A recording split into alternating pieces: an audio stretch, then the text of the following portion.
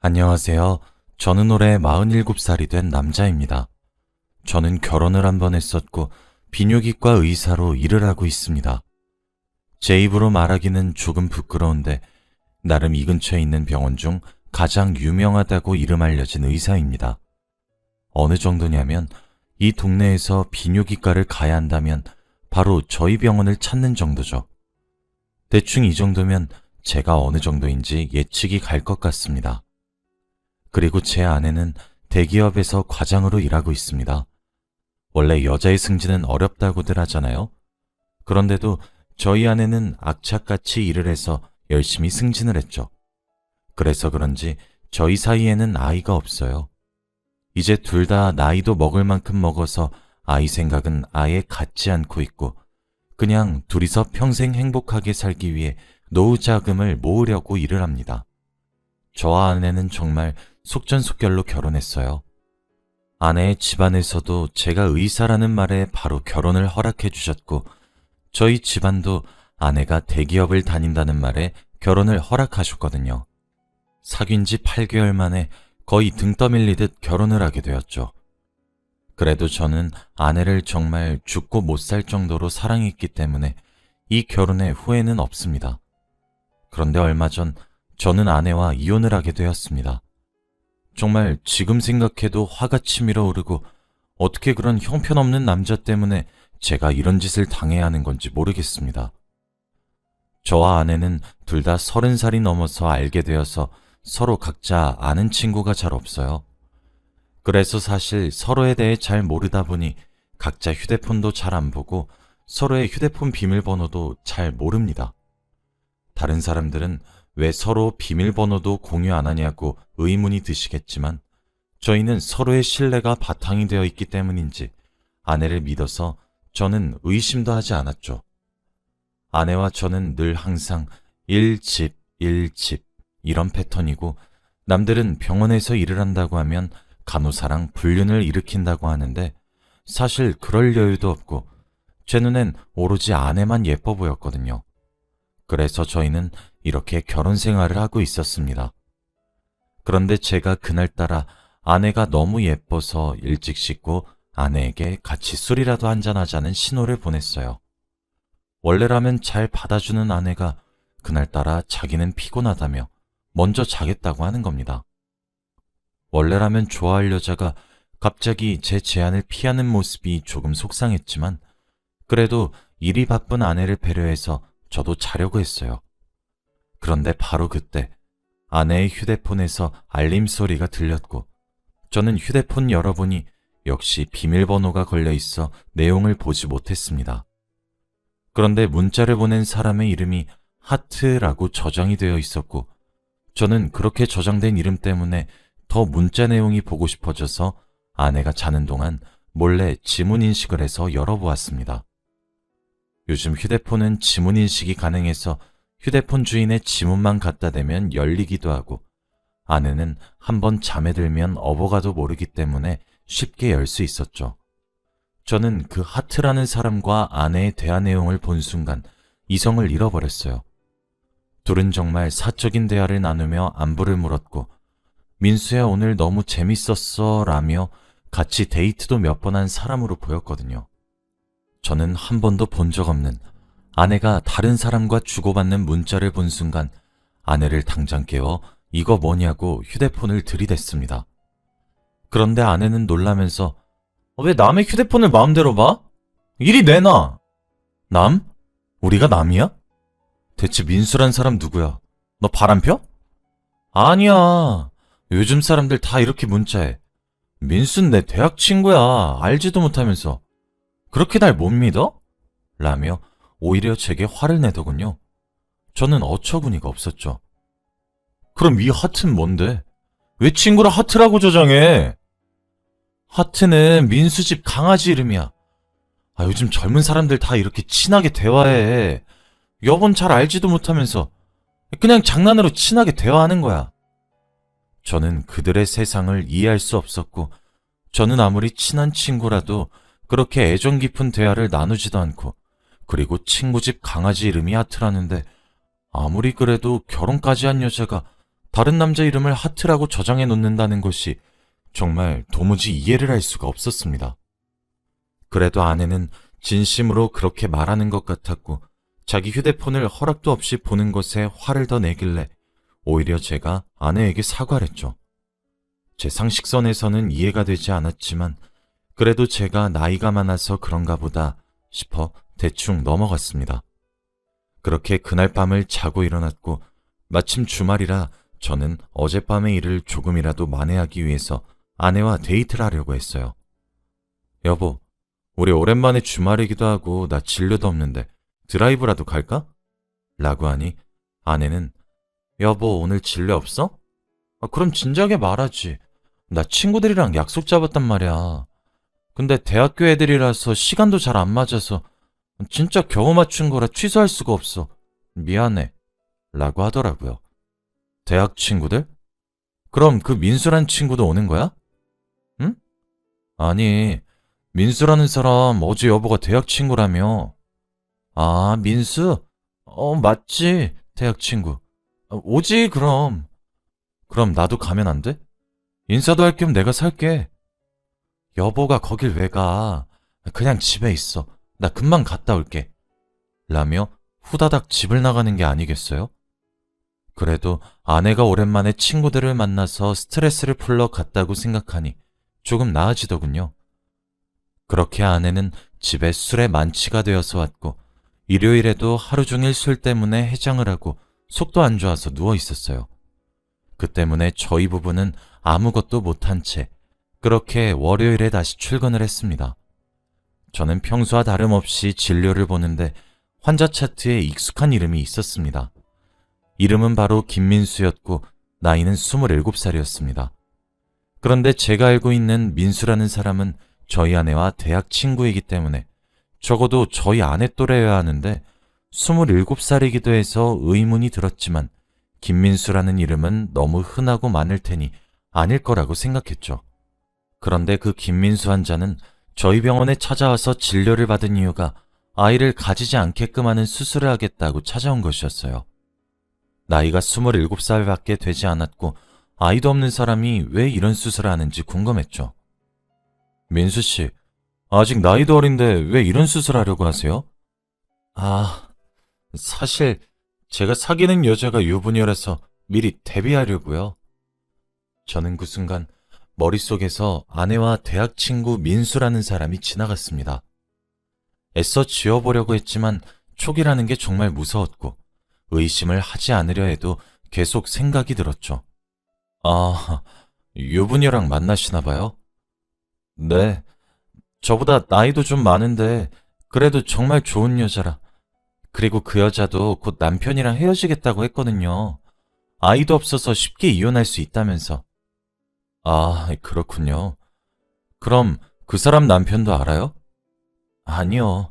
그렇게 티를 내도 바보같이 전혀 몰라요. 그렇게 대화는 끝이 났고 예약을 잡고 김민수 환자는 수술을 하기로 결정했습니다. 김민수 환자가 말하는 사람은 저희 아내와 정말 비슷했기 때문에 저는 할 말을 잃었죠. 그렇게 진료를 끝내고 의자에 앉아서 곰곰이 생각을 해도 도저히 머릿속에서 지워지지 않았죠. 저는 당장 아내에게 전화를 해서 물어보기로 했어요. 여보, 그 민수란 친구 있잖아. 여보 친구. 진짜. 계속 민수 얘기는 왜 하는 거야? 아무 사이 아니라고 했잖아. 딱 이거 한 가지만 물어볼게. 혹시 그 사람 이름이 김민수야? 아내는 한동안 아무 말도 없더니 김민수? 아닌데? 걔 박민수야. 라고 했죠. 여보, 이거 솔직히 말해줘. 확실하지? 확실해. 나 바빠서 이만 끊을게. 저는 못 믿었지만 그래도 아내의 말을 믿기로 했고 아직 확실한 증거가 나오지 않은 상태에서 이런 말을 함부로 아내에게 했다가 진실이 아니면 저만 된통 당하기 때문에 조용히 입을 다물고 있기로 했습니다. 저는 그날 진료도 일찍 끝나기도 해서 아내와 오랜만에 오붓하게 둘이서 와인이라도 한잔하려고 집에 가는 길에 아내가 좋아하는 와인을 사서 집으로 향했죠. 그런데 집으로 가니 아내가 보이지 않았어요. 일이 많이 바쁜가 싶어 저는 오랜만에 집 청소를 하기 시작했어요. 원래는 제가 야간 진료까지 해서 아내가 대부분 집안일을 하는데 그날은 오랜만에 진료가 일찍 끝나기도 했고 아내에게 좋은 인상을 남겨주고 싶어서 집안일을 하다가 아내의 서재를 청소하고 있었죠. 저는 원래 아내의 서재를 잘 들어가지 않고 아내도 제 서재를 들어오지 않아요. 정말 오랜만에 아내의 서재를 들어가서 탁자 위를 치우다가 책꽂이 사이에 꽂혀있는 카드 명세서를 보게 되었습니다. 그런데 그 속에는 800만 원이 결제가 된 흔적이 있더군요. 결제가 된 곳은 백화점이었습니다. 저희 아내는 명품에 대해 관심이 전혀 없어서 단 한 번도 그런 거금을 들여서 쇼핑을 한 적이 없는데 도대체 어디서 그렇게 결제를 한 건지. 저희는 돈 걱정 없이 살던 사람이라 금액에 놀라거나 당황스럽진 않았어요. 하지만 원래 그런 행동을 하지 않는 사람이 그런 사치를 부리는 게 당혹스러웠죠. 그래도 그때는 아내가 회사에서 받는 스트레스를 쇼핑으로 푸는가 싶어 몰랐던 아내의 모습을 알게 되었다는 바보 같은 생각을 하였죠. 그때 아내가 집으로 들어와 제가 자신의 서재에 있는 모습을 발견하고는 소리를 버럭 지르더군요. 여긴 왜 들어와? 아니, 청소 좀 하려고. 근데 여보, 이건 뭐야? 요즘 쇼핑도 해?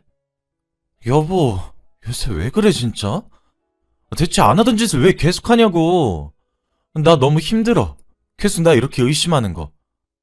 아내는 그 자리에서 펑펑 울며 속상하다고, 저한테 요즘 모든 일에 다 예민하게 구냐고 예전에는 안 그랬다고 얘기를 했어요.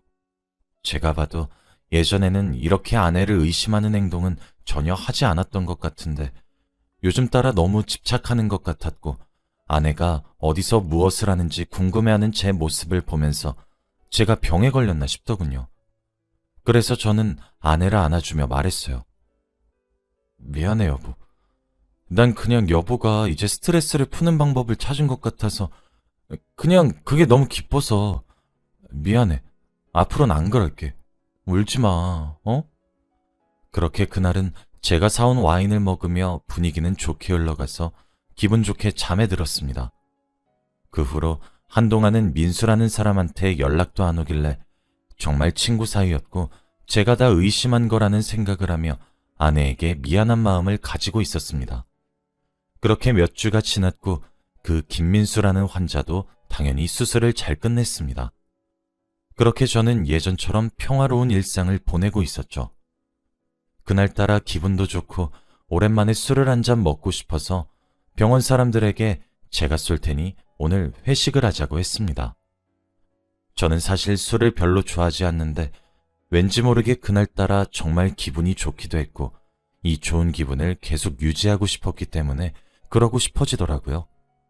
다들 좋다고 했고 그날따라 마지막 진료도 다행히 일찍 끝나서 저희 병원 근처에 있는 고깃집으로 가기로 했어요. 저는 아내에게 오랜만에 회식을 한다고 연락을 하기 위해 전화를 걸었는데 아내는 제 전화를 받지 않더군요. 그래서 그냥 전화기를 가방에 넣고 회식 장소로 향했습니다. 그렇게 다들 맛있게 먹는 모습을 보니 정말 뿌듯했고 직원들의 행복해하니 저도 덩달아 행복해졌죠. 그렇게 2차는 술집으로 가게 되었고 저는 술을 먹으니 알딸딸한 상태가 되어서 술도 깰 겸 잠깐 밖으로 나와 조금 걸었어요. 그런데 제가 술을 덜 깬 건지 어둑어둑한 길목으로 들어왔더라고요. 정신을 차리고 나가려고 하는데 어떤 주차장에 세워진 아내의 차를 보고 저는 기겁을 하게 되었습니다. 눈을 아무리 비비고 봐도 확실히 아내의 차가 맞았어요. 아내의 자동차 열쇠는 2개라서 제가 항상 하나는 들고 다녔어요. 저는 제가 가지고 있는 열쇠를 문에 꽂아 돌렸어요. 그랬더니 정말로 문이 열리더군요. 그런데 왜 하필 이런 외딴 곳에 주차장 안에 세워진 건지 궁금했고 당장 아내에게 전화를 걸었지만 무엇을 하는지 받지 않았습니다. 저는 그때 제정신이 아니기도 했었기 때문에 아내가 올 때까지 저는 아내의 차 맨 뒷좌석에 몰래 숨어 아내가 오기를 기다렸습니다. 아내 차는 카니발이라 크기가 크기도 했고 저도 깜짝 놀래켜주고 싶었거든요. 정말 어린아이 같은 발상이죠. 저는 뒷좌석에서 쭈그려 누워있으니 잠도 솔솔 왔고 그렇게 저도 모르게 잠이 들었어요. 도대체 얼마나 잔 건지 어느 순간 차문이 열리는 소리와 동시에 저는 잠에서 깼습니다. 그런데 아내는 외딴 남자와 함께 차를 탔고 아내는 운전석, 그 남자는 조수석에 타더라고요. 아직 제가 뒤에 숨어 있다는 사실을 꿈에도 모르는지 대화를 나누더군요. 저는 계속 숨어서 둘의 대화를 엿들었어요. 민수야, 조금만 기다리라니까. 내가 금방 이혼한다고. 언제까지 기다려야 해? 이게 연애야? 나도 당당하게 친구들한테 누나 소개시켜주고 싶단 말이야. 민수야, 우리 나이 차가 20살이야. 그런데 네가 날 소개시켜주면 친구들이 어떻게 보겠니? 누나, 조금만 당당해줘봐. 제발 그 남편이란 사람한테도 당당해줘보라고. 나 사실 누나 남편이 근무하는 병원에서 수술 받았어. 뭐? 네가 거길 왜 가? 남편이 눈치챈 것 같아? 아니, 내가 거기서 유부녀 만난다고 했는데 남편은 아무것도 모르는 것 같던데? 완전 바보 아니야? 다 말해줬는데도 전혀 모르더라. 그럼 바보 같은 남자랑 도대체 왜 만나는 거야? 제발 나랑 같이 살자. 어? 너 미쳤어? 왜 그런 짓을 해? 내가 알아서 한다니까. 라며 둘은 큰 소리로 싸웠고 저는 제가 진료했던 김민수라는 환자가 알고 보니 아내의 불륜남이라는 것도 그렇게 알게 되었어요. 저는 술이 다 깨는 듯 했어요. 그리고 뒤에 숨어있던 몸을 일으켜 말하기 시작했죠. 야, 너네 지금 뭐라고 했냐? 그런 제 모습을 보고 아내는 귀신이라도 본 듯 비명을 질렀고 그 남자도 너무 놀랐는지 입을 틀어막고 아무 말도 못했죠. 아내는 손을 싹싹 빌며 저에게 사과하기 시작했어요.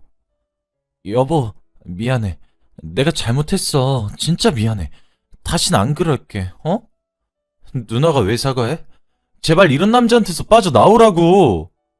사과하는 아내 옆에는 민수라는 상간남은 오히려 당당한 모습이었고 저를 째려보며 아저씨, 그냥 이혼하세요.